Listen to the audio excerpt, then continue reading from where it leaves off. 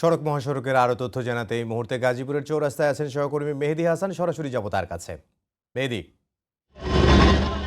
আর নির্বাচন উপলক্ষে আসলে গাজীপুর থেকে যারা বাড়ির পানে যাবেন তারা কিন্তু বেশিরভাগই এরই মধ্যে বাড়িতে পৌঁছেছেন, কেননা গতকাল এই এলাকার শিল্প প্রতিষ্ঠানগুলো ছুটি হয়েছে এবং তারপর থেকেই কিন্তু এই এলাকার মানুষজন যারা রয়েছেন তারা কিন্তু বাড়ি যাওয়া শুরু করেছেন।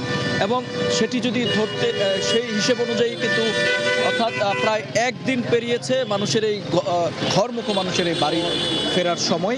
আমরা দেখছি এখনও কিছু কিছু মানুষ সড়কে দাঁড়িয়ে আছেন বাড়ির পানে যাওয়ার উদ্দেশ্যে।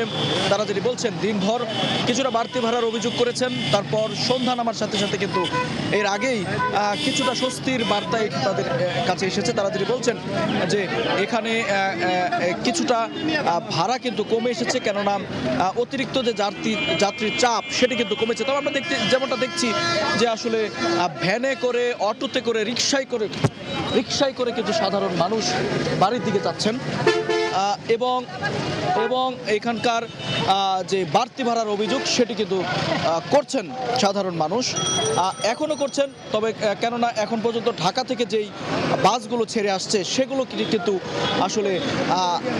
আসলে কোনো সিট নেই এখন পর্যন্ত। যারা যাচ্ছেন তারা যেটি বলছেন যে বাসে দাঁড়িয়ে কিংবা ট্রাক আসলে ট্রাকে দাঁড়িয়ে তাদেরকে আসলে যেতে হচ্ছে, আমরা যেমনটি দেখছি। এমন সেই সুযোগে কিন্তু আমরা দেখছি যে এখানকার যারা ছোট অর্থাৎ অটো সহ ছোট যে যানবাহনগুলো রয়েছে তারাও কিন্তু কিছুটা বাড়তি ভাড়ার অভিযোগ করেছে। তো এই ছিল গাজীপুর থেকে ঘরমুখো মানুষের সবশেষ খবর কাছে। গাজীপুর থেকে মেহেদী হাসান।